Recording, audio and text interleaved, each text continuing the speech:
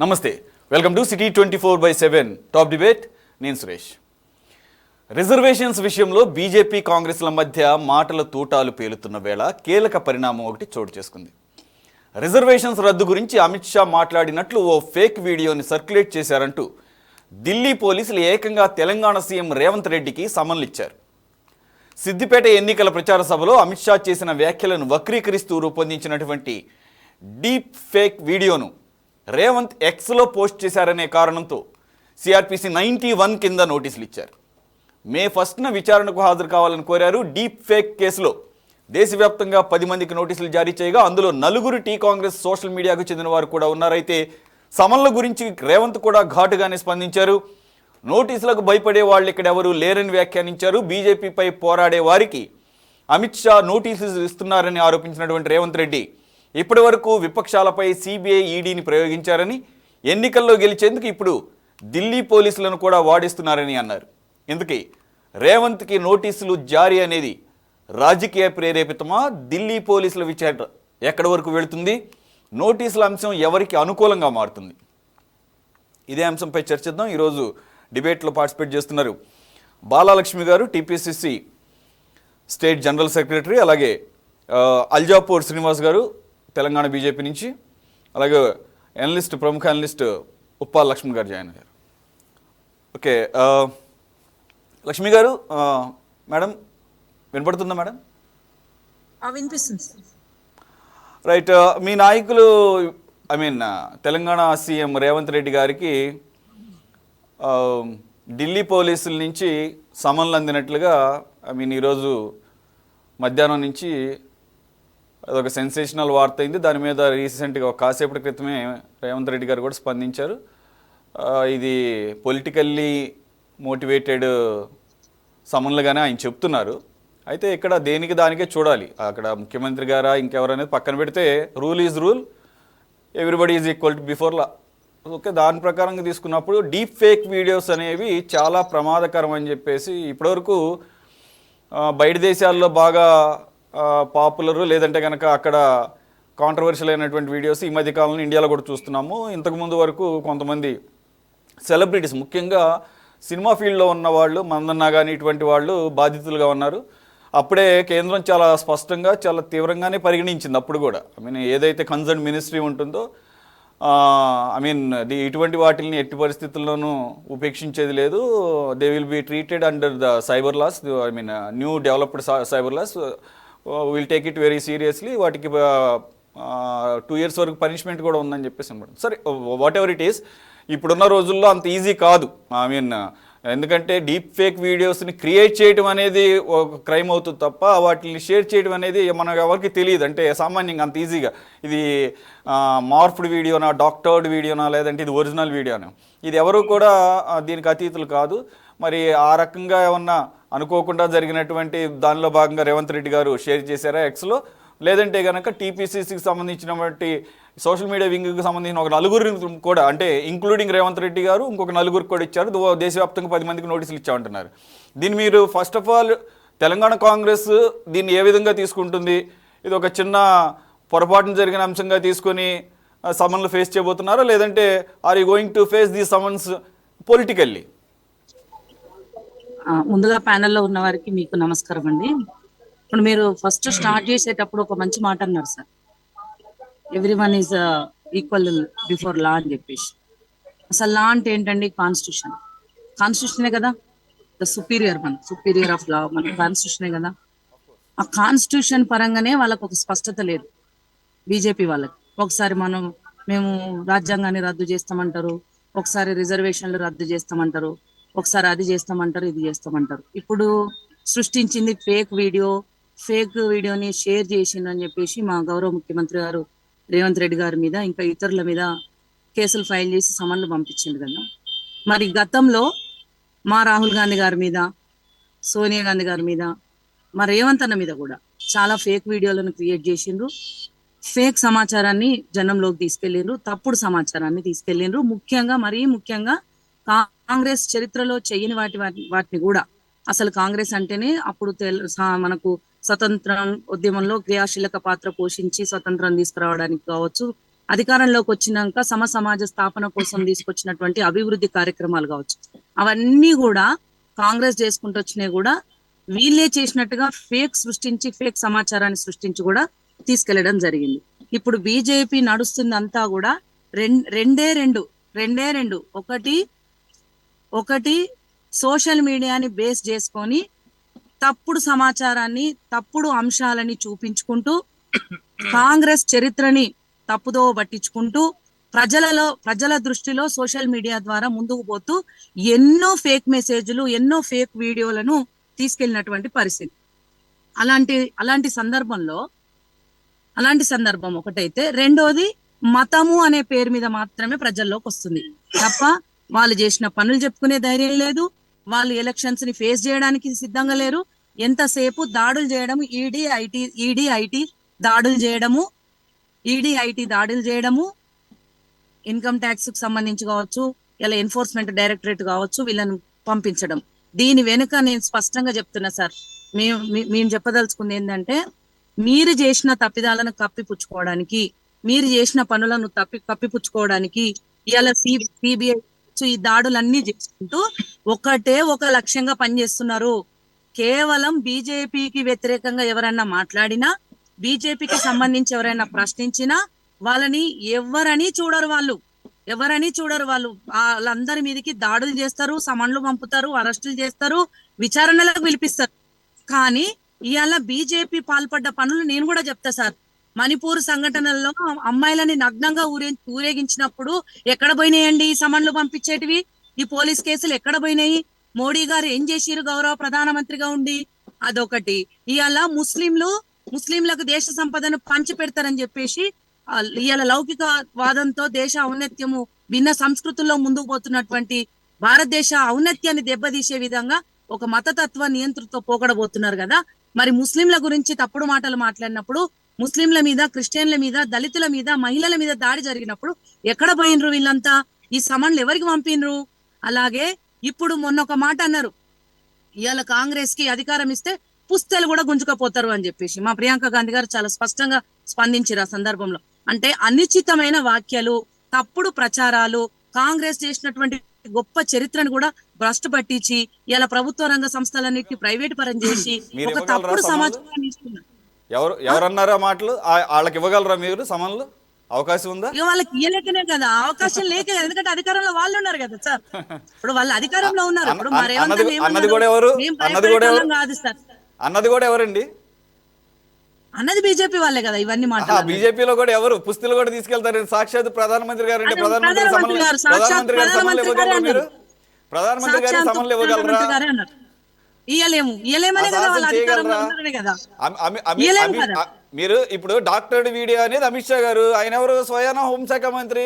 ఇస్తాడు సమన్లు, ఇస్తారు ఆయన ఇస్తాడు. ఇప్పుడు సమన్లు ఆయన ఇస్తాడు సమన్లు. ఎందుకంటే వాళ్ళు ఒకటేసారి బెదిరింపులే, వాళ్ళు చేసేది బెదిరింపులే. బెదిరింపుల్లో భాగమే ఇప్పుడు ఎన్నికలు చూస్తున్నాయి సార్. నేను ఒక నిమిషం చెప్తాను, ఎందుకంటే మారుమూల ప్రాంతాల్లో ఉన్నాను. దబ్న సిగ్నల్ అందకపోతే మీరు నన్ను ఇంతగా డిబేట్ లో ఇన్వాల్వ్ చేసినప్పుడు నేను మెసేజ్ ఇవ్వకపోవడం కరెక్ట్ కాదు.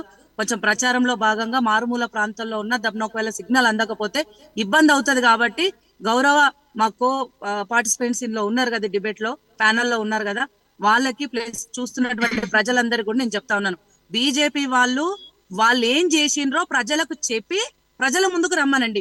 డిమానిటేషన్ లో డబ్బులు సొమ్ము ఎక్కడ పోయింది? రైతుల మీద నల్ల చట్టాలు ఏమైనాయి? నిరుద్యోగుల సమస్య ఏమైంది? దేశంలో కరోనా టైంలో జరిగిన పరిస్థితి ఏంది? ఇలా ప్రభుత్వ రంగ సంస్థలన్నిటి కూడా ప్రైవేట్ పరం చేసి సంపద అంతా ఎవరి చేతుల్లోకి పోతుంది? పేదవాళ్లకు, బడుగు బలహీన వర్గాలకు ఏం ముట్ట చెప్పిండ్రు? తెల్లారులేస్తే టీవీ పెడితే వికసిత భారత్ అని చెప్పేసి బొచ్చడి యాడ్లు ఇస్తున్నారు. ఆ సొమ్మంతా ఎక్కడిది? ఇవాళ మీరు పుస్తల కాడికెళ్ళి మాట్లాడతారు, ముస్లింలను మాట్లాడతారు. అసలు ఎంత అవమానకరం అండి. బాయి బహన్ అన్నట్టుగా ఉండేటోళ్ళము, రామ్ రహీం రాబర్ట్ అన్నట్టుగా కలిసిమెలిసి ఉండేటోళ్ళను ముస్లింస్ మీద, క్రిస్టియన్స్ మీద వాళ్ళకి బలవంతంగా బొట్టు పెట్టడము, వాళ్ళ మీద రంగులు చల్లడము, జై హనుమాన్ అని చెప్పి శ్రీరామాన్ని పుట్టిన కాంచి చూస్తున్నాం సార్. ఇలా బీజేపీ వచ్చినాకనే కొత్తగా రాముడు వచ్చినట్టు ముచ్చట చెప్తున్నారు. ఇంత దౌర్భాగ్య పరిస్థితుల్లోకి దేశాన్ని నెట్టివేస్తూ ఇవాళ ఏదో వీడియో మా అన్న, మా రేవంత్ అన్న, ఆయన వాళ్ళ మీద ఎక్స్ లో పోస్ట్ చేసిండని చెప్పేసి ఢిల్లీ నుంచి సమన్లు పంపిస్తే ఒకటేసారి ఇక్కడ నార్త్ ఇండియాలో వాళ్ళ ఆటలు వాళ్ళు సాగిస్తున్నారు. రాముడి పేరు మీద గౌరవం, భగవంతుడు అంటే మాకు దేవుడు. ఊరూరికి బీజేపీ పుట్టక ముందుకే ఊరూరికి రామాలయం ఉంది. ఓకే లక్ష్మి గారు, బీజేపీ పుట్టక ముందుకే ఊరూరికి రామాలయం ఉంది. అటువంటి దేవుడి మీరు పేరు మీద రాజకీయం మీరు చేస్తున్నారు. ప్రచారంలో సౌత్ ఉంటూ మీరు ప్రచారంలో ఉంటూ పాల్గొన్నారు. సిగ్నల్ ఉండొచ్చు ఉండకపోవచ్చు, కానీ ఇప్పటికీ చాలాసేపు మాట్లాడారు. ఎందుకంటే ప్యానల్ మిగతా వాళ్ళు కూడా తీసుకోవాలి కాబట్టి. ఆ, తప్పకుండా సార్, మేము ఒకటి చెప్తున్నా సార్, సవాళ్ళనైతే వాళ్ళు ఏం సమన్లు ఇచ్చినా కూడా మేము ఎక్కడ భయపడేది లేదు, ఎక్కడ దిగులు పడేది లేదు. మా ముఖ్యమంత్రి గారు, గౌరవ ముఖ్యమంత్రి గారు వాళ్ళు చాలా మీరు అందుబాటులో ప్రణాళికాబద్ధంగా ఉండండి. ఉంటారు. మీరు అందుబాటులో ఉండండి. I mean will see our best. Lakshmi Srinivas garu, can you hear me? Srinivas garu, am I audible to you sir? ఒక్క నిమిషం. నరేష్ గారు టర్న్ తీసుకొని విజయ్ కుమార్ గారు ఇవ్వండి. ఓకే సార్, చెప్పండి సార్. వేరే టీవీ నడుస్తున్నాయి, డబుల్ అయిపోయింది ఒకటే టైం. రైట్. లక్ష్మి గారు మాట్లాడింది మీరు వినే ఉంటారు. She's very clear and she's questioning you straight, I mean directly.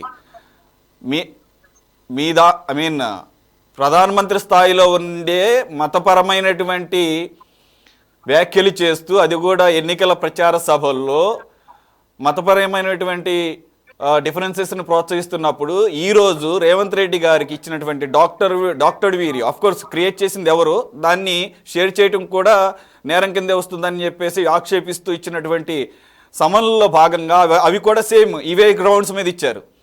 I read them very clearly. Instigation of communal tensions అని చెప్పేసి ఈ రకమైనటువంటి, అంటే మా జాతి మతపరమైన కులపరమైనటువంటి విద్వేషాలు రెచ్చగొట్టేటటువంటి వీడియోని షేర్ చేశారని. లక్ష్మి గారు కాంగ్రెస్ ప్రతినిధి మిమ్మల్ని డైరెక్ట్గా అడుగుతున్నారు, మరి మీకెవరు ఇవ్వాలి సమన్లు? అంటే మీకు ఇన్ ద సెన్స్ బాధ్యతాయుతమైనటువంటి దేశానికే ప్రధానమంత్రి అయినటువంటి ఆయన కూడా చేస్తున్న వ్యాఖ్యలు, అలాగే అనేక సందర్భాల్లో అమిత్ షా గారు చేసినటువంటి, అంటే మీరు పవర్లో ఉన్నారు కాబట్టి మీరు సమ్మన్లు ఎవరికైనా ఇవ్వచ్చు, మీకు ఎవరు ఇవ్వలేని పరిస్థితి ఉందా అని చెప్పేసి ఆవిడ అడుగుతున్నారు. మేము తప్పు చేస్తే మీరు కంప్లైంట్ ఇవ్వచ్చు పోలీస్ వాళ్ళు ఎఫ్ఐఆర్ ఇష్యూ చేయకుంటే you can approach court of law. Court అయితే అందరికి సమానమే. ఎవరు కాదన్న కోర్టుకు అయితే అప్రోచ్ కావచ్చు కదా. ఎన్నిసార్లు కాలేదు కోర్టుకు పోయిన తర్వాత సుబ్రహ్మణ్య స్వామి గారు కోర్టుకు పోయిన తర్వాత ఇవన్నీ స్కామ్స్ అని బయటకు వచ్చినాయి కదా. ఆ రకంగా they are also having right, every right to approach court of law. దాంట్లో ఏం లేదు. మేము మాట్లాడింది దేశ హితం కోసం మాట్లాడుతూ గతంలో కాంగ్రెస్ పార్టీ చేసినటువంటి దురాగతాలు, గతంలో ఇచ్చినటువంటి చట్టాలు, మైనార్టీ అపీజ్మెంట్ పాలసీస్ కావచ్చు, మైనార్టీ కార్పొరేషన్ కావచ్చు, మైనార్టీలకు వక్ఫ్ యాక్ట్ కింద ఇచ్చినటువంటి వేల కోట్ల యొక్క ఆస్తులు అన్ని కూడా దారదత్తం చేసింది కాంగ్రెస్ సర్కార్. మేము చేయలేదే.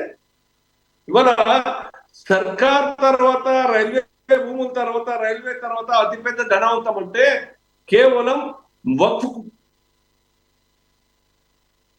వాళ్ళకున్నని ఆస్తులు ఇంకెవరికి లేవు. ఆ రకంగా కాంగ్రెస్ పార్టీ వాళ్ళను అప్పీల్ చేస్తూ వాళ్ళ ఓట్ల కోసం ఈ యొక్క దేశ సంపదను వారికి ఇవ్వడానికై చేసినటువంటి దురాగతమే ఇవన్నీ కూడా ఉన్నాయి. ఇవాళ చూస్తున్నాం మనం. ఏది ఏ ప్రాపర్టీ ఇది రాదంటే చాలు వాళ్ళదే వగ్గుదే అయిపోతుంది. కాంగ్రెస్ సర్కార్ కాదా? మీ దగ్గర ఉన్న ఆధారం కాదు ఉన్నాయి వాళ్ళ హయాంలో చట్టాలని. మేము ఆధారం కాదు. ఇవాళ చట్టాలు రూపేణ వాళ్ళకి రక్షణ దొరికింది. అంతకుముందు వాళ్ళ దగ్గర లింక్ డాక్యుమెంట్ చూపించండి, అంతకుముందు వాళ్ళ పేర్లు కాకల ముందు కొనుక్కుని దాఖలాలు చూపించండి, లేదంటే సర్కారు ఇచ్చినటువంటి ఆధారాలు చూపించమనండి. నోటి మాట ఏ వక్ఫే మాది ప్రాపర్టీ అంతా మాదంటే చాలు వాళ్ళ పేరు అయిపోయింది. మొన్నటిదాకా అయింది కదా సార్ కశ్మీర్ కదా. 370 అడ్డం పెట్టుకుని రూపాయి చెల్లిస్తే హిందువులు కిందికి వచ్చేటట్టు వాళ్ళ ప్రాపర్టీ మొత్తం కాకుండా వాళ్ళకైంది. సూరజ్ పేరు ఉందని ఆ యొక్క స్కీమ్ పేరు. ఆ రకంగా ఆ ముస్లింలకు ఆ ప్రాపర్టీ అంతా హిందువుల ప్రాపర్టీ అప్పరంగా అప్పైపోయినటువంటి చట్టం ఆ యొక్క కాశ్మీర్ లో ఉండింది. మళ్ళీ వాళ్ళని అన్ని కూడా రివైవ్ చేస్తూ మా సర్కారు మన డిబేట్ అవ్వద్దు. ఇప్పుడు ఈ పర్టికులర్ ఇష్యూ కనుక తీసుకుంటే దేశవ్యాప్తంగా మొత్తం 10 మందికి సమన్లు పంపించినట్లుగా తెలుస్తుంది ఇప్పుడు ఉన్నటువంటి సమాచారం వరకు. దానిలో స్వయాన అసోం ముఖ్యమంత్రి గారు ట్వీట్ చేశారు. ఎవరు మీ పార్టీ అధికారంలో ఉన్నటువంటి మీ ముఖ్యమంత్రి గారు, అసోం ముఖ్యమంత్రి గారు ఒక సింగ్, ఎగ్జాక్ట్ పేరు గుర్తులేదు నాకు, ఒక సింగ్ అనే ఒక అతన్ని డాక్టర్ వీడియో అతనే క్రియేట్ చేశారని చెప్పేసి అతను అరెస్ట్ చూపించారు ఏకంగా. Ritok Singh. Yes thanks for the clarification. అయితే మరి అక్కడ ఉంది సోర్సు, అంటే ఏదైతే మీరు అధికారంలో ఉన్న అసోంలో సోర్స్ ఉంది, డాక్టర్డ్ వీడియో, అది కూడా అమిత్ షా గారు తెలంగాణలో చేసినటువంటి ఒక వీడియోని మ్యానిపులేట్ చేశారు. అది వాస్తవమే. Definitely it's a deep fake video. మనం అందరం ఖండించాల్సిందే. ఆయన అన్నట్లుగా అది తప్పో మంచో చెడో యాజ్ ఇట్ ఈస్ ఉంటే పర్లేదు, కానీ ఆయన అన్నదేంటి? ఆయన అన్నది తెలంగాణ ఆంధ్ర రాష్ట్రాల్లో ముస్లింకి 4% రిజర్వేషన్స్ ఇవ్వటం అనే దాన్ని మేము వ్యతిరేకిస్తున్నాం, మేము అధికారంలోకి వస్తే దాన్ని తీసేస్తాం, మేము బీజేపీ మతపరమైనటువంటి రిజర్వేషన్లకు వ్యతిరేకం. ఆయన వెరీ క్లియర్గా చెప్పారు. ఆ వీడియోని ఇప్పుడు ఏం చేశారంటే దాన్ని డాక్టర్డ్ చేసి మ్యానిపులేట్ చేసి ఆ ముస్లిమ్స్ అన్నది తీసేసేసి ఎస్సీ ఎస్టీ ఓబీసీలకు ఉన్న రిజర్వేషన్ తొలగిస్తామని అర్థం వచ్చేటట్టుగా తీసుకొచ్చారు. Which is a crime, big crime. That to against union minister, ఒక బాధ్యతాయుతమైనటువంటి వ్యక్తికి ఎవరికైనా సరే వర్తిస్తుంది. అయితే ఇక్కడ మీ రాష్ట్రం, నేను ఏదైతే చెప్తున్నా, మీ ప్రభుత్వం ఉన్నటువంటి అసోంలో సోర్స్ ఉన్నప్పుడు ఇప్పుడు మళ్ళీ ఈ రకమైన ఈ రాష్ట్రానికి తెలంగాణ రాష్ట్రానికి ముఖ్యమంత్రిగా ఉన్న ఒక వ్యక్తికి సమలు పంపించాల్సినటువంటి పరిస్థితి ఎందుకు వచ్చిందంటున్నారు. ఇది రాజకీయపరమైనటువంటి కోణం కూడా ఉందంటున్నారు రేవంత్ రెడ్డి గారు స్వయంగా. ఆయనే కేవలం రేవంత్ రెడ్డి గారికే కాదు, గాంధీ భవన్లో ఉన్నటువంటి వారి యొక్క ప్రతినిధులకు కూడా సమన్లు పోయినాయి. సుమారు 10 మంది పోయినట్టున్నాయి, 10 మందికి పోయినాయి. ఆ అనుమానం పోలీసులకు కలిగింది, ఆ ఇన్ఫర్మేషన్ పోలీసులకు అందింది, దాని మీద వాళ్ళు రావడం జరిగింది. జవాబు ఇచ్చుకొని దాంట్లో తప్పేమున్నది? మీ యొక్క వీడియోని రకరకాల సందర్భాల్లో మనం అందరం షేర్ చేస్తూనే ఉంటాం. ఒక మంచి వీడియో వచ్చిందనుకోండి, జనాలకి వింటే బాగుంటుంది, చూస్తే బాగుంటుంది, సమాజానికి బాగుంటుంది అని చెప్పి షేర్ చేస్తుంటాము. ఇది పొలిటికల్గా ఆయన షేర్ చేశారు, కానీ అది సోర్స్ ఉన్నది అసోంలో అని చెప్పేసి ఒక పక్కన కనపడుతుంది అన్నప్పుడు మధ్యాహ్నం వరకు ఎవరికి ఎలాంటి అనుమానాలు లేవు. కానీ రేవంత్ రెడ్డి గారు ఇప్పుడు మీ మీద పొలిటికల్ ఆరోపణలు చేస్తున్నారు. ఆయన it's a politically motivated summons అని చెప్పేసి అంటున్నారు ఆయన. ఇప్పుడు చెయ్యంది నిర్దోషిత్వాన్ని ప్రూవ్ చేసుకోవచ్చు. ఉదాహరణకు సార్, మా బండి సంజయ్ గారి మీద పేపర్ లీకేజ్, దాని మీద ఆయన ఫోన్ నుంచి పాస్ అని సోషల్ మీడియా అని చెప్పేసి కేసు చేసినారు కదా. అప్పుడు మీలాంటి వాళ్ళు ఎవరో మాకు సపోర్ట్ చేసినారా? చెప్పండి, మీరే చెప్పండి. అప్పుడు అదే రేవంత్ రెడ్డి సపోర్ట్ చేసినారు మాకు. ఆయన కూడా అపోజిషన్ లో ఉన్నారు. ఎవరో ఉన్నదాన్ని పాస్ అని చేసింది లే, అందరూ ఊరుకున్నారే. జైలుకు పంపారు కదా, కుట్రపూరితంగా దుర్మార్గంగా వ్యవహరించారు కదా. కాబట్టి అందరం కూడా రాజకీయాల్లో హుందాగా వ్యవహరించాలి, పర్సనల్ గా తీసుకోవద్దు. తప్పు వార్తలు ప్రసారం చేసి డ్యామేజ్ చేసే ప్రయత్నం చేయదు. ఉన్న విధానాల మీద చర్చిద్దాం, మనం పోరాటం చేద్దాం విధానాల మీద, పాలిటిక్స్ మీద. మీరు చేసే పనులేంటి, మీరు చెప్పే మాటలు ఏంటి, మేము చేసే పనులేంటి, మేము చెప్పే అబద్ధమేమో అనిపిస్తే మా మీద పొలిటికల్ ఖండించండి తప్ప అనకూడని మాటలు, అనని మాటల్ని డాక్టరేట్ చేసి మొత్తంగా కూడా ప్రచారం చేస్తే ఎంత పెద్ద డ్యామేజింగ్ అది, ఎంత పెద్ద కుట్ర అది.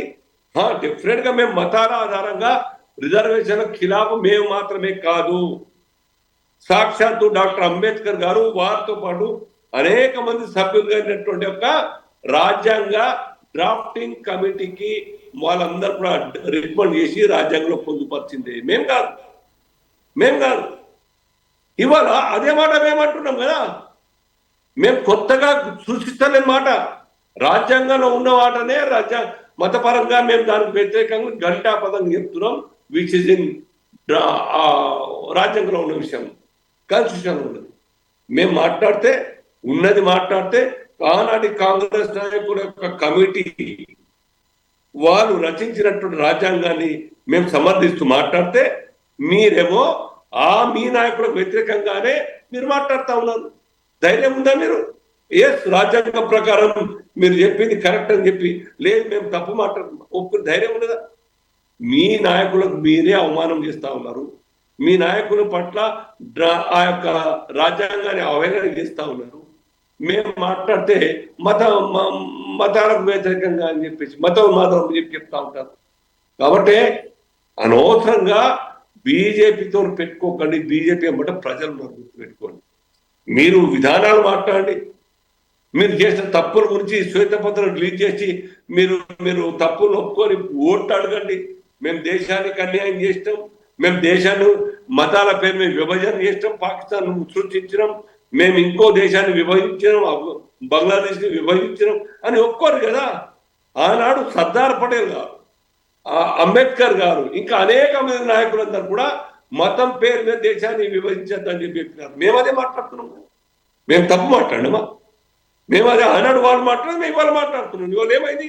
ఆనాడు అంబేద్కర్ గారు స్వాతంత్రం టైంలో మీరు ఉన్నారని నేను అనుకోవటం లేదు. స్వాతంత్రం టైంలో బీజేపీ ఉందని లేదు సార్, బీజేపీ లేదు. మా ఆలోచన ఎప్పుడు ఉంటే 1925 నుంచి ఆర్ఎస్ఎస్ అప్పటి నుంచి కూడా. వద్దులేండి, ఇప్పుడు వాటి జోలికి వెళ్ళొద్దు, చాలా కాంట్రవర్సీస్ అవుతాయి. ఇప్పుడు అంత దూరం వెళ్ళొద్దులేండి. అదే చరిత్ర చెప్తోంది మీ పాత్ర చాలా లిమిటెడ్ అని చెప్పేసి. మీ పాత్ర మీద కూడా చాలా విమర్శలు ఉన్నాయి, చాలా విమర్శలు ఉన్నాయి అప్పట్లో ఉన్నటువంటి ఐడియాలజీ మీద. కాబట్టి వాటి జోలికి వెళ్ళొద్దు. మళ్ళీ ఇప్పుడు డిబేట్లో మాట్లాడుకుందాం. I will come back to again sir. Lakshman garu, మనం ఈ సబ్జెక్ట్ కనుక కన్ఫైన్ అయితే కనుక సార్, ఏకంగా ఒక రాష్ట్ర ముఖ్యమంత్రికి ఒక వీడియోని అది షేర్ చేసి ఎక్స్లో షేర్ చేయడం మూలంగా సమన్లు పంపించడం, దానికి ముఖ్యమంత్రి గారు స్పందిస్తూ బీజేపీ ఇప్పటి వరకు కూడా ఈడీ సిబిఐలు వాడింది, ఇప్పుడు ఈ ఎలక్షన్స్ టైం కదా ఇంకాస్త ముందుకు వెళ్ళి ఏకంగా ముఖ్యమంత్రులకి పోలీసుల నుంచి సమన్లు కూడా పంపించడం స్టార్ట్ చేసింది. అయినా కూడా ఇట్లేం మేము పెద్ద పట్టించుకోమన్నా. ఇప్పుడు సీఎం స్థాయిలో ఇప్పుడు ఆయన ఖచ్చితంగా ఢిల్లీ వెళ్ళి ఆయన ఫోన్ కూడా తీసుకురమ్మన్నారంట, ఏ ఫోన్ నుంచి అయితే షేర్ చేసేదో. కాబట్టి ఇప్పుడున్న పరిస్థితుల్లో సోషల్ మీడియాలో అనేక వీడియోస్ వస్తుంటాయి, అందులోని పొలిటికల్గా ఉన్నటువంటి వీడియో కాబట్టి మేబీ ఆయన కూడా అది కరెక్ట్ వీడియో అని చెప్పేసి షేర్ చేసి ఉండొచ్చు. బట్ డీప్ ఫేక్ వీడియోస్ ఎవడైతే క్రియేట్ చేశారో అది మాత్రం ఇట్స్ ఎ బిగ్ క్రైమ్. దానికి కూడా సోర్సు అసోంలోనే ఉందంటున్నారు. స్వయానా బీజేపీ ముఖ్యమంత్రి గారే ట్వీట్ చేశారు, ఒక అరెస్ట్ చేశామని చెప్పేసి. సార్, మీ అనాలిసిస్ ఏంటి సార్? ఏ రాజకీయ పార్టీలైనా కూడా ప్రజల సెంటిమెంట్తో ఆడుకోకూడదు. ఇప్పుడు వ్యక్తిగతంగా డీప్ ఫేక్ వీడియోలు తయారు చేశారంటే అది వేరే అంశం. కానీ దేశానికి సంబంధించినటువంటి అంశాల్లో, దేశ భద్రత, జాతీయతకు సంబంధించిన అంశాల్లో రాజ్యాంగ పరంగా ఏర్పడినటువంటి ఎస్సీ ఎస్టీల యొక్క రిజర్వేషన్లు ఏవైతే ఉన్నాయో అవి తీసేయడం అనేది అంత సులభం కాదు. 2/3 మెజారిటీ ఇళ్లకు రావాలి ఏదైనా మార్పు చేయాలంటే. వాళ్ళు అసలు అలా ఆలోచనే చేయలేదు. అలాంటప్పుడు ఎలా మాట్లాడి ఉంటారు అంటే, ఎన్నికల సమయంలో ఒక ఫేక్ వీడియోను సృష్టించి అది కూడా హోంమంత్రి పేరు మీద జనంలోకి వదిలేస్తే బీజేపీ మీద ఎస్సీ ఎస్టీలకు లేదా బీసీలకు వ్యతిరేకత వస్తుంది అనేటువంటి అది చాలా ఆలోచించి ఒక కుట్రతో దాన్ని తయారు చేసి వదిలేరు అనేది వాస్తవం. అలాంటి తప్పు ఒకవేళ బీజేపీ వాళ్ళు చేసినా కూడా తప్పే, ఎవరు చేసినా తప్పేది, దాన్ని మనము అంగీకరించాల్సిన అవసరం లేదు, తప్పు తప్పే. కానీ ఇక్కడ ఎన్నికల సందర్భంలో హోంమంత్రి, అందులో ఈ దేశానికి అన్ని విధాలుగా రక్షణ కల్పించేటువంటి హోంమంత్రినే వీడియోను, ఫేక్ వీడియోను తయారు చేసే ధైర్యము, దమ్ము ఉంటే ఇంకా కేంద్ర ప్రభుత్వం అధికారం చేతిలో ఉండి కూడా ఏమీ చేయలేక ఇది రాజకీయం కదా అని వదిలేసి ఊరుకుంటారా? ఏంటి పిల్ల చేష్టలు పిల్లవారు ఆడుతున్నారా? ఇల్లు తయారు చేసిన వాళ్ళు ఎవరైనా కానీ, నేను కాంగ్రెస్ పార్టీ వాళ్ళు చేశారో అనటం లేదు, ఎవరు చేశారో బయటకు వస్తుంది. ఇప్పుడు ఒక్కరిని అక్కడ అరెస్ట్ చేశారు అస్సాంలో, ఇంకా 10 మందికి నోటీసులు ఇచ్చారు. కానీ అది డీప్ గా ఇన్వెస్టిగేషన్ చేస్తే ఏ డొమైన్ లో తయారైంది, ఏ డొమైన్ లోంచి ఎక్కడికి వెళ్ళిపోయింది అనేది బయటకు వస్తుంది. కొంచెం సమయం పడుతుంది. ఈలోగా ఏమైంది, ఎవరైతే షేర్ చేశారో వాళ్ళందరికీ నోటీసులు ఇచ్చారు. ఈ షేర్ చేసినప్పుడు ఏమైపోతుంది, ఇంక అది ఇప్పుడు రాజకీయ నాయకులు ఇప్పుడు ఎలా ఉన్నారంటే వాళ్ళ యొక్క ఐడీలు అంటే ఫేస్బుక్లు కానీ, ఇన్స్టాగ్రాములు కానీ, ఇంకా ఏదైనా కూడా ఈవెన్ యూట్యూబ్ ఐడీలు కానీ ఏం చేస్తున్నారు? ఒక ఎంప్లాయీని అప్పగించుకోవడమే, లేదంటే గాంధీ భవన్ పార్టీలో అక్కడ ఒక మీడియా సెల్ ఉంటది, వాళ్ళకి అప్పగించడము. అంటే సోషల్ మీడియా సెల్ అన్ని పార్టీలకు, ఈవెన్ బీజేపీ కూడా సోషల్ మీడియా సెల్ ఉంది, వాళ్ళకి అప్పగిస్తారు. అసలు ఏ పోస్టింగ్ చేస్తున్నారు, ఏమి షేర్ చేస్తున్నారు అన్న విషయము వాళ్ళే నిర్ణయాలు, అక్కడ ఇన్ఛార్జ్ ఎవరు నిర్ణయం తీసేసుకొని పోస్టింగ్లు చేస్తున్నట్టు నాకు అనిపిస్తున్నది. ఇప్పుడు రేవంత్ రెడ్డి యొక్క ఇన్స్టాగ్రామ్ నుంచి షేరింగ్ అయింది అనుకోండి. ఇప్పుడు రేవంత్ రెడ్డికి షేరింగ్ చేసింది నేను అనుకో, నేను ఎంప్లాయీ, నేను చేశాను షేరింగ్.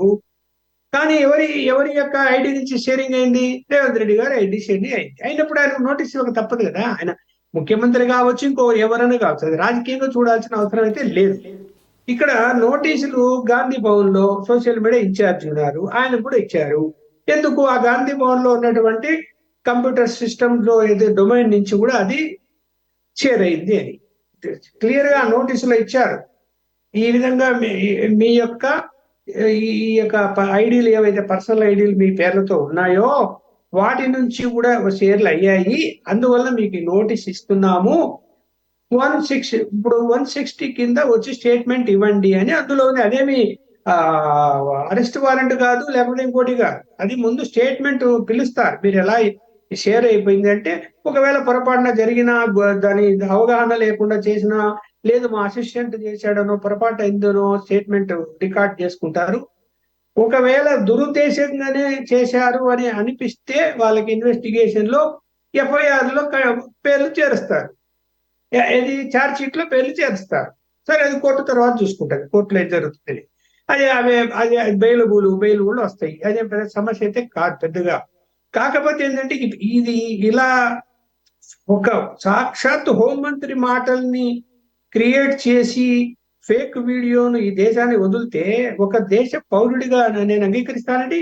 ఎవరండి అలా చేసింది? అంటే ఇందులో అంతర్జాతీయ కుట్ర కూడా ఉందేమో అని నా డౌట్. లేకపోతే ఏంటిది? ఎన్నికల సమయంలో SC/ST రిజర్వేషన్లు మేము ఎత్తేస్తామని హోంమంత్రి చెప్తాడా? అంత ధైర్యం ఉంటుంది ఆయనకు? చెప్తాడా? ఈ దేశ సమగ్రత ఏం కావాలని ఆయనకు ఆయనకు అధికారం ఉందా? బీజేపీ కేంద్రంలో ఇప్పుడు ఉండేదానికి అధికారం ఉందా? లేదు. 2/3 మెజారిటీ కావాలా? ఎవరు అంగీకరిస్తారు వాటిని రద్దు చేయడానికి? అంటే కొంచెం కూడా ఇంగిత జ్ఞానం లేకుండా ఒక బురద చల్లడానికి, అంటే ఈ దేశ సమగ్రతను నాశనం చేయడానికి ఆ విధంగా తయారు చేసి పెడితే దానికి బాధ్యులైన వాళ్ళను, షేర్ చేసే వాళ్ళు కూడా బాధ్యత ఉండాలి కదా. ఇప్పుడు ఆ ముఖ్యమంత్రి ఎంప్లాయీ ఎవరైతే ఉన్నారో సోషల్ మీడియా చూసాయన ఒక ముఖ్యమంత్రి ఐడి మీద దాన్ని షేర్ చేసేటప్పుడు ఆయన కూడా ఆలోచించాలి కదా, ఇది నిజమా కాదా తెలుసుకుందాము, తెలుసుకుని తర్వాత ఫార్వర్డ్ చేద్దాము అని చెప్పి వాళ్ళకి ఒక సిస్టమ్ నెట్వర్క్ ఉంటుంది కదా తెలుసుకోవడానికి. ఇప్పుడు ఎక్కడో కర్ణాటకలో మాట్లాడి అనుకున్నాము, అక్కడ ఒరిజినల్ వీడియో తెప్పించుకోవచ్చు, వాళ్ళ పార్టీ కార్యకర్తలు ఉంటారు, అక్కడ వచ్చి లేదు యూట్యూబ్ లో కొట్టి వస్తాయి ఎక్కడేం మాట్లాడింది. ఇంత చేసి మాట్లాడింది అసెంబ్లీ ఎన్నికల సందర్భంగా అదే తెలంగాణలోనే మాట్లాడారు ఆయన. అదే మరి ఎక్కడ మాట్లాడినా నేను ఇప్పుడు ఓకే, ఇప్పుడు అధికార పార్టీ, ఇప్పుడు కాంగ్రెస్ పార్టీ ఇక్కడ అధికారంలో ఉంది.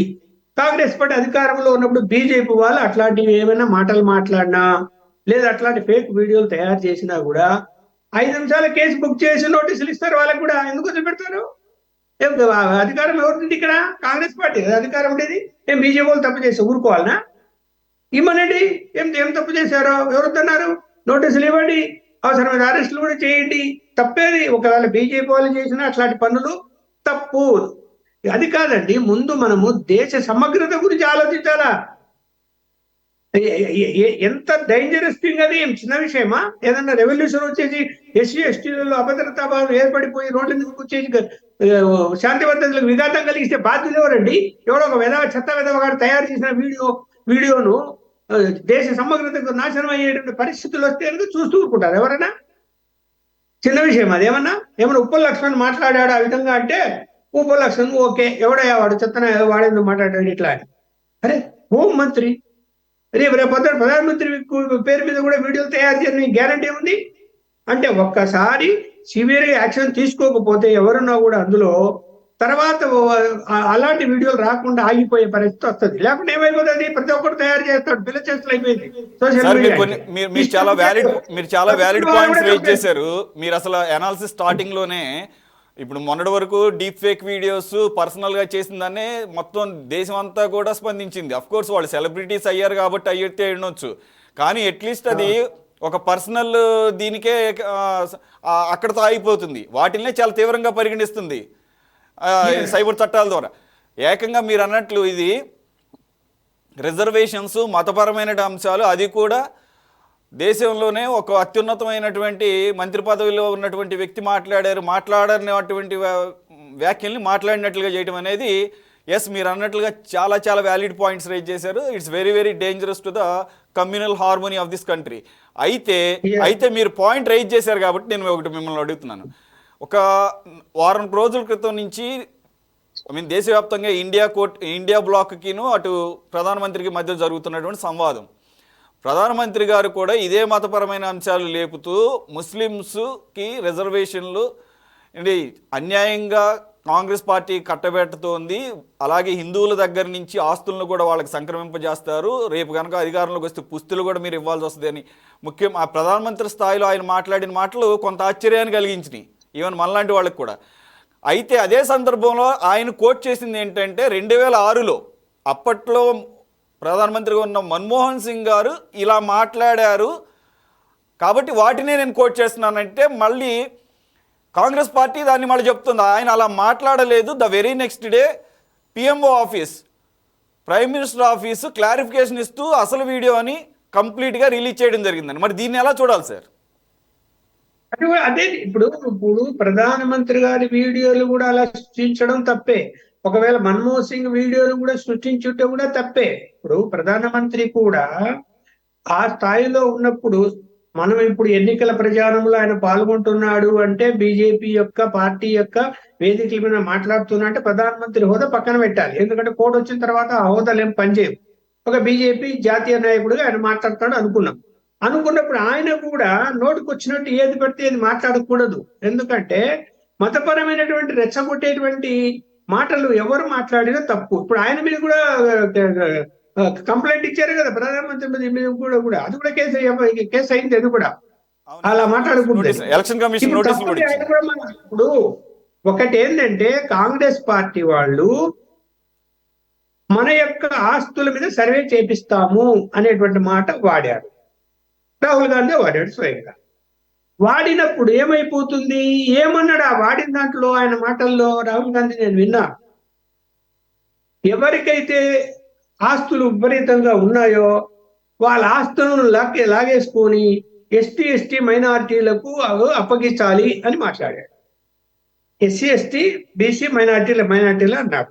అయితే ఏం చేశారు వీళ్ళు, ఈ ఎస్సీ బీసీ విషయం పక్కన పెట్టి మైనారిటీలకు పనిచేస్తానంటున్నాడు. అంటే హిందువుల యొక్క మెజారిటీ 80% మంది ఉన్న హిందువుల ఆస్తులు తీసుకెళ్లి ముస్లిం మైనారిటీలకు ఇచ్చేస్తాడు. అది కూడా ఏంది, ఎక్కువ కుటుంబ సభ్యులు ఉన్న వాళ్ళకి ఇచ్చేస్తాడు అనే మాట కూడా వాడాడు. అనేసరికి ఎక్కువ కుటుంబ సభ్యులు ఉన్నటువంటి కమ్యూనిటీ మతం ఎక్కువ మంది పిల్లలు ఉన్న అన్న పదం వాడారు. మరి అదే ఆశ్చర్యం అనిపించింది. నరేంద్ర మోదీ మాట్లాడచ్చా? అది కాదండి, మన యొక్క ప్రజాస్వామ్య వ్యవస్థలో రాజ్యాంగ సవరణలు చేయకుండా మన ఆస్తులు సర్వే చేసి మన ఆస్తులన్నీ లాగేసుకుంటారా? కాంగ్రెస్ పార్టీ అధికారులకు వచ్చిన వాళ్ళు చేస్తారు, లాగేసుకుంటారా? చట్టం ఒప్పుకుంటుందా? రాజ్యాంగం ఒప్పుకుంటుందా? ఎక్కడ సాధ్యమవుతుందా ప్రాక్టికల్ గా? అది వాళ్ళకు కూడా 2/3 మెజారిటీ కావాలి రాజ్యాంగ సవరణ చేయాలంటే. కాదండి, మనం కష్టపడి సంపాదించి తాతల నాటి ఆస్తులు కూడా పెట్టుకొని బతుకుతూ ఉంటే, అరే నీకు నీ లిమిట్స్ 1 కోటి రూపాయల ఆస్తులే ఉండాలి, నీ దగ్గర 10 కోట్లు ఉన్నాయి కాబట్టి 9 కోట్లు పీకేసుకుంటామని గవర్నమెంట్ ఇదేమైనా ప్రజాస్వామ్య వ్యవస్థనా, లేకపోతే ఇదేమైనా డిక్టేటర్ కంట్రీనా మంది లాక్కోవడానికి? ఎలా కాంగ్రెస్ పార్టీ ఎలా మాట్లాడతారు వాళ్ళు? మేబీ రాహుల్ గాంధీ కొద్దిగా ఏమన్నా ఒక స్టెప్ ముందుకేసి మాట్లాడారు మాకు తెలియదు, కానీ ఇంటెన్షన్ మాత్రం ఒకళ్ళిద్దరి దగ్గరే సంపద అంతా పోగై ఉంది, <1% దగ్గరే అటువంటి కార్పొరేట్స్ దగ్గర నుంచి అన్న మీనింగ్ వచ్చేటట్లు మాట్లాడి ఉంటారు అనేది నేను అనుకుంటా. సార్ కాసేపు పక్కన పెడదాం సార్. అయితే ఒకవేళ మాట్లాడినా ఆయన తప్పే అలా మాట్లాడితే మరి ఓకే ఆయన చేసిందే తప్పు అయినప్పుడు మళ్ళా ఇదండి నరేంద్ర మోదీ గారు అలా మాట్లాడటం కూడా అది ఇంకాస్త దాన్ని రెచ్చగొట్టినట్లే అవుతుంది అనేది ఇక్కడ ఒక వాదన. కాదండి, రాజకీయ పార్టీ అన్నాక ఎన్నికల అవకాశం ఉపయోగించుకుంటది. ఇప్పుడు కాంగ్రెస్ వాళ్ళు ఆయన అమిత్ షా అనకపోయినా దాన్ని ఉపయోగించుకుంటారు కదా, అలాగే బీజేపీ వాళ్ళు కూడా ఉపయోగించుకుంటారు. Very very unfortunate, very very unfortunate. And ఇది అది సరైన ప్రెసిడెన్స్ కాదు. శ్రీనివాస్ గారు ఏమి రైట్, కాదు, ఇది పార్టీలకు అతీతం. రైట్ సార్, వస్తాను సార్. లక్ష్మణ్ గారు చాలా చాలా వ్యాలిడ్ పాయింట్స్ రైజ్ చేశారు. అది అందరికీ ఉన్నటువంటి కన్సర్న్. పార్టీలకు అతీతంగా ఇటువంటి ఎవరు చేసినా కానీ తప్పే, అది తప్పు కూడా కాదు, శిక్షార్హం ఖచ్చితంగా. దానికి సంబంధించినటువంటి వన్ సెకండ్ ఆస్తులు ఈయన అంబానో అదానో ఎలకనో పులకనో ఒక 10 మంది ఉంటారు అనుకోండి, 10 పేర్లు చెప్పమనండి. ఈ 10 మంది అక్రమంగా సంపాదించుకున్నారు, 1000 కోట్లు వీళ్ళ దగ్గర ఉన్నాయి, వాళ్ళ ఆస్తులని పీకేసి పేద ప్రజలకు పంచుతామని మాట్లాడితే రైట్ అది.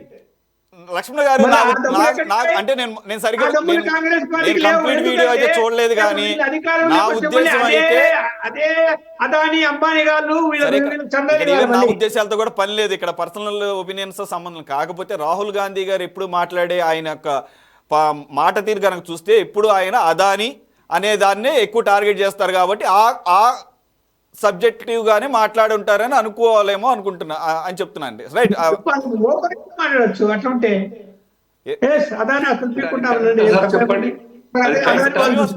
శ్రీనివాస్ గారు రాహుల్ గాంధీ మాట్లాడింది కాసేపు తప్పని పక్కన పెడదాం. ఓకే, ఆయన తప్పే మాట్లాడారు. ప్రస్తుతం ఇప్పుడు ప్రధానమంత్రిగా ఉన్నటువంటి నరేంద్ర మోదీ గారు యాక్చువల్గా he's a very good orator.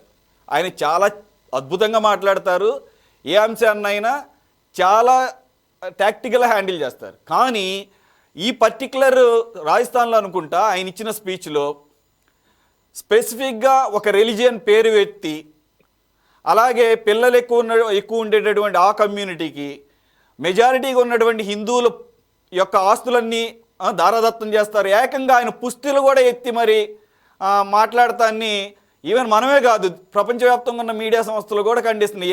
A media ఏదైతే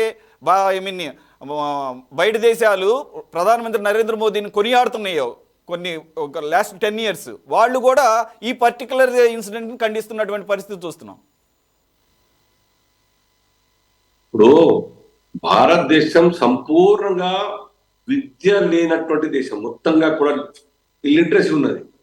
సోషల్ సివిలైజేషన్ ఇంకా ఇంకా ఎదగాల్సిన అవసరం ఉంది, విదేశాల కన్నా పాశ్చాత్య దేశాల కన్నా. ఈ దేశ ప్రజలకు స్మూత్ గా మాట్లాడితే అర్థం కాదు కాబట్టి అర్థమయ్యే భాషలు చెప్తాం సార్. గతంలో జరిగిన విషయాలు చెప్పాలి కదా. ఉదాహరణకు దేశ సంపదలో సెంట్రల్ గవర్నమెంట్ కు ఎంతైతే ఆస్తి ఉన్నదో అంతకన్నా ఆ స్థాయిలో వక్ఫ్ ప్రైవేట్ పర్సన్స్ లో ఉన్నదంటే అందరికన్నా ఎక్కువ వాళ్ళకే ఉన్నది. ఆ విషయం ఎవరికైనా తెలుసా? రైల్వే భూములు ఎట్టయితే ఉన్నాయో అంతకన్నా ఎక్కువ వక్ఫ్ వాళ్ళకు ఉన్నది. ఎట్లా వచ్చిన వాళ్ళు కొన్నారేమన్నా?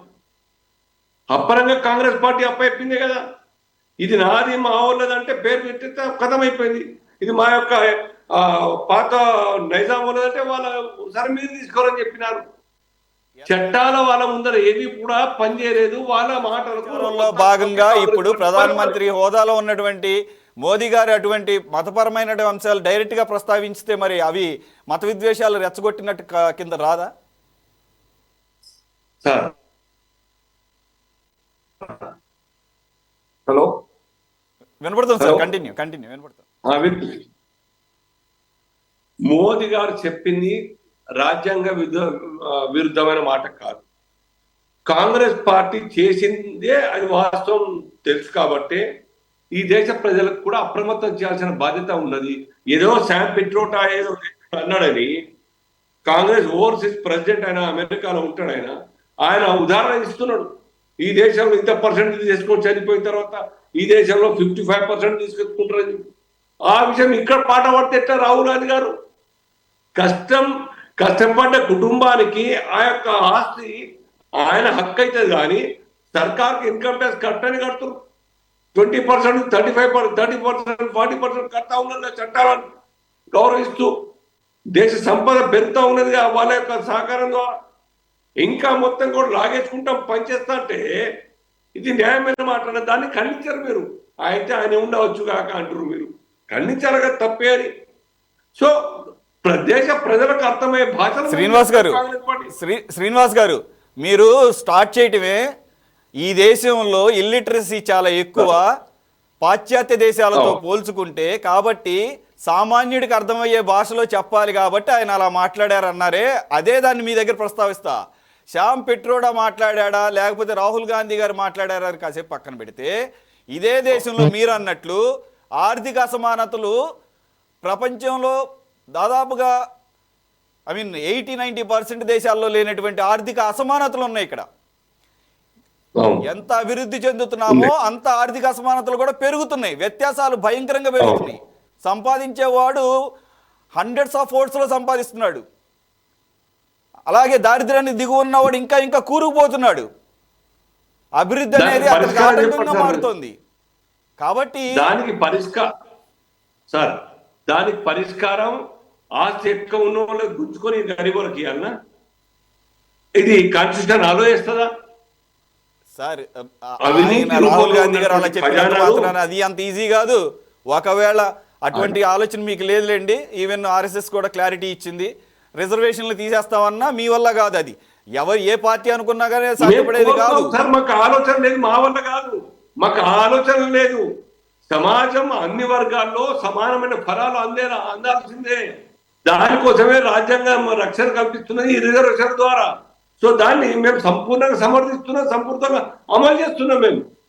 అంతేకాని ఓట్ల కోసం దిగజారి మాటలు, ఓట్ల కోసం మతాన్ని చీల్చే మాటలు, ఓట్ల కోసం మతాలకు రాజ్యాంగం అమలు చేయకుండా రిజర్వేషన్ 50% ఎక్కడ పనులు ఇస్తానం, ఓట్ల కోసం దేశాన్ని విభజించే పాకిస్తాన్ తయారు చేయడం మా పాలసీ కాదు. సో ఉదాహరణకు కాంగ్రెస్ వాళ్ళు ఎందుకు చేయలేదండి? సంపదను పంచేస్తామనేటువంటి ఒక కాంగ్రెస్ పార్టీ వాళ్ళు 4 నుంచి 14 దాకా అధికారం ఉన్నారు. వాళ్ళు ఈ దేశంలో ఉన్నటువంటి ఒక అవినీతి సొమ్మును ఎంత మేర లాక్కొచ్చినారు, కాన్ఫిగర్ చేసి జప్తు చేసినారు. హార్డ్లీ 4,000 కోట్లు మాత్రమే.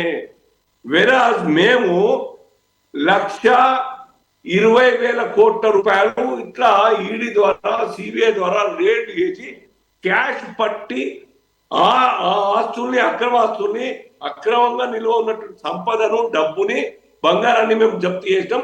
1,20,000 కోట్ల రూపాయలు. అవి ఎవరికి వస్తున్నాయి? ఈ దేశం పేద ప్రజల కోసం ఆయా స్కీమ్ల ద్వారా వాళ్ళకి లాభం జరుగుతున్నది, సపోర్ట్ జరుగుతున్నది. మరి కాంగ్రెస్ పార్టీ ఎందుకు చేయలేకపోయినారు? కాంగ్రెస్ పార్టీ నాయకుల మీదనే అవినీతి ఆరోపణలతో కేసులు ఎందుకు ఫేస్ చేస్తా ఉన్నారు?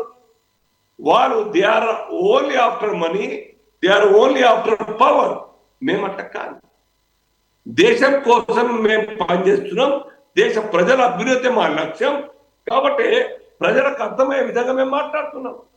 Okay sir, thank you. Right, we are in the last minutes of the debate. Thanks for joining Srinivas garu, అలాగే లక్ష్మణ్ గారు, అలాగే బాలలక్ష్మి గారు.